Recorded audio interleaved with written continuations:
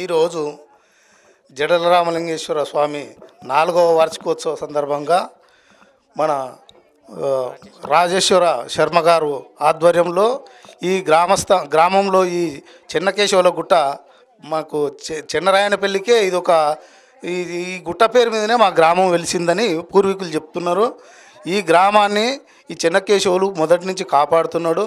అందుకొరకు ఇక్కడ జడల రామలింగేశ్వర స్వామి దాదాపు 4 సంవత్సరాలు పూర్తి చేసుకున్నాడు. మనకు ముఖ్యంగా దీనికి మనం ఎంతో కష్టపడి చేస్తున్నాం. మన వెంకటేశ్వర స్వామికి మనం అందరం, ఎందుకంటే వాస్తవంగా ఏమనుకుంటారు అంటే సుగూరు వెంకటేనే అనుకుంటారు, కానీ వాస్తవంగా శ్రమ కఠోర ఎంతో విలువ ఉంది దీని మీద. దీన్ని చేయాలంటే మామూలు కాదు, ఒక యజ్ఞం కాదు, ఒక యాగం చేయాలన్నా, ఒక గుడి కట్టాలన్నా, ఒక భక్తి భావం ఉండాలంటే ప్రతి ఒక్కరికి ఎంతో ఓపిక ఓదార్పు ఉండాల్సిందే.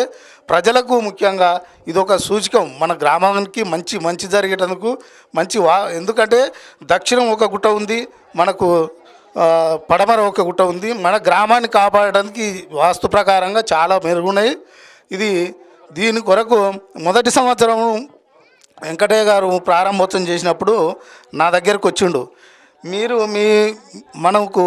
నేనైతే గుడి ప్రారంభోత్సవం చేస్తున్నా, ప్రారంభోత్సవానికి మీ తోడ్పాటు మీ సహకారం కావాలన్నప్పుడు నాతోటి ఏం కావాలని నేను అడిగితే, మీరేం లేదు, మాకు 2 డోర్లు లేవు, దాంట్లోకి గుడి కట్టినాము, దానికి తలుపులు లేవు అని నన్ను అడిగిండు. అడిగితే నేను పలానా దగ్గరకు పోయి చేయించుకరా, నేను వాళ్ళకి డబ్బులు ఇస్తానని చెప్పిన. 2 డోర్లు వెంకటే అడగంగానే మేము ఈ గుడి కొరకు మేము ఫస్ట్ సంవత్సరమే దానికి దానరహితంగా ఇచ్చినాము. మేము ఈ ముందు కూడా ఈ గ్రామ అభివృద్ధి కొరకు, దేవాలయ అభివృద్ధి కొరకు మాకు వెంకటయ్య తోడ్పాటు ఉంటాడు.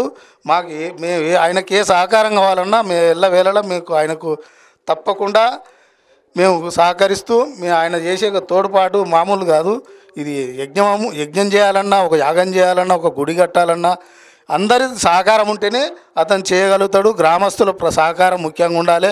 భక్తి భావంతో అందరూ ఉంటే, ఇంకొకరు నేను చేస్తుంటే ఇంకొకరు వాళ్ళకు తోడ్పాటు అందిస్తుంటే ప్రతి మనిషి ఒక 10 మంది అవుతారు, 10 మందికి 10 మంది అయితే 100 మంది అవుతారు.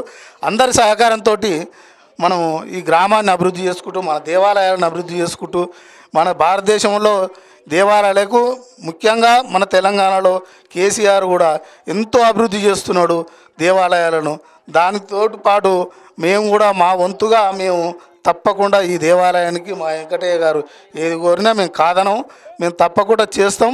మా గ్రామస్తుల సహకారంతో ముఖ్యంగా అందరి దీవెనలతోటి ఈ గ్రామము ఈ దేవాలయం అభివృద్ధి చెందాలని కోరుకుంటూ నాకు ఇచ్చిన అవకాశాన్ని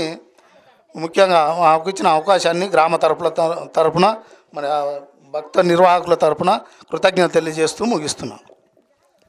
మరి మీరు అనుకుంటే కాందేం లేదు. ముఖ్యంగా ఇక్కడ ధూపదీప నైవేద్యాల స్కీమ్ ఒకటి మీరు రాయించండి. ఉందా దీనికి? ఉందా? అది మీరు రాయిస్తే ఒక 6,500 వస్తాయి. మొదలు 6,500 వచ్చిన తర్వాత మీరు ఒక్కసారి హైదరాబాద్ వచ్చినట్టయితే మనం కమిషనర్ గారి దగ్గరికి వెళ్దాం. మొదలు సి కానీ డి కానీ తీసుకుంటారు. 6,500 చిన్నగా ఇది చేసి మనము వాళ్ళకి చెప్పి 12,000 వరకు వచ్చే అవకాశం ఉంటుంది. ధూపదీప నైవేద్య స్కీమ్లో అతన్ని పేరు రాయిస్తే అది అయిపోతుంది. అది సూచనలు చేయండి. ఆ సూచనల ప్రకారం మేము ఎట్లా నడపాలనేది మాకు కూడా దీని మీద పెద్ద అవగాహన లేదు, కానీ మీలాంటి సలహాలు ఇస్తే మేము దాని మీద తప్పకుండా మేము ముందుకు పోనీకి ప్రయత్నం చేస్తాం. ఒకసారి మరి సర్పంచ్ గారు, గ్రామ పెద్దలు అందరూ కూడా అనుకున్నట్టయితే ఒకసారి మన రమణాచారి గారిని కానీ, అదేవిధంగా ఎండోమెంట్ కమిషనర్ గారిని కానీ తీసుకొని వచ్చినట్టయితే, మరి ముఖ్యంగా టీవీల వాళ్లకు చాలా ప్రాధాన్యత ఉంటుంది. మీరు ప్రచారం చేయదలుచుకుంటే చేస్తారు, మీరు వద్దు అనుకుంటూ ఊరుకుంటారు ఈ టీవీలలో.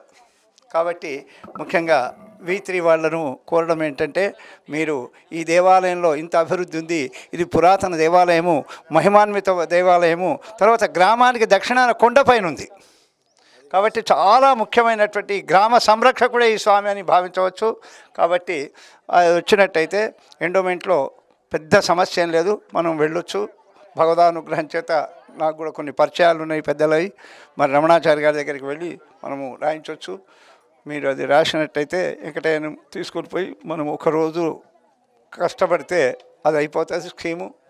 మరి ఆ ఫారం ఉంది, ఫారము బహుశా నా దగ్గర ఉండొచ్చు, లేకపోతే ఎండోమెంట్ ఆఫీస్లో అప్పటికప్పుడు తీసుకుందాం. మనం కమిషనర్ గారితో మాట్లాడి తీసుకొని ధూపదీప నైవేద్యాలు అయితే కొంత మెరుగైపోతుంది, కొంత బర్డన్ తగ్గుతుంది.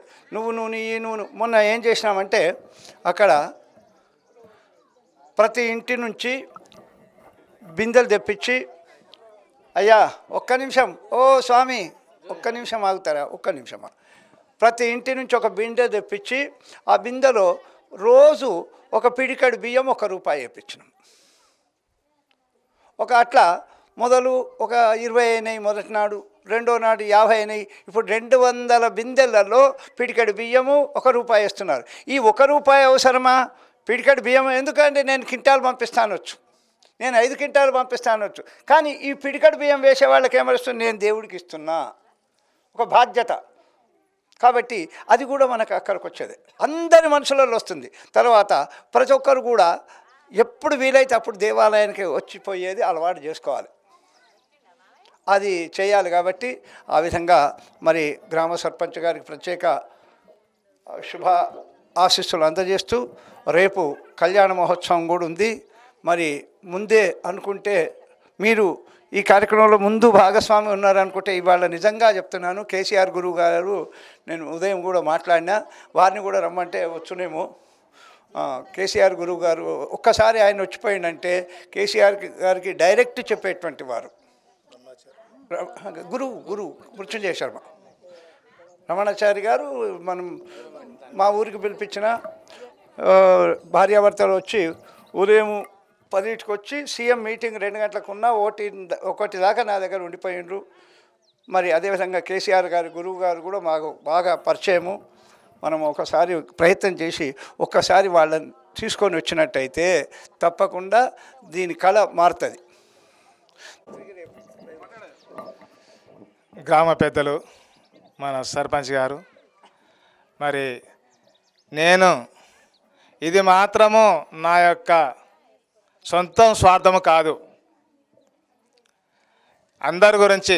కానీ ఇది నా చిన్ననాటి కళ, నాకు జ్ఞానము తెలియని నాటి నుండి ఇది ఒక కళ. కానీ అప్పట్లో నుంచి మాత్రం మనకు ఏమీ లేదు, చేయాలనే ఇబ్బందులు చాలా ఉన్నాయి. ఇక కుటుంబ పరిస్థితులు ఏంటంటే లేని పరిస్థితులు ఉన్నాయి. కానీ రాను రాను ఆ స్వామివారు మనకు సహకరించడము, ఆ స్వామి కళతోటి చేయడము.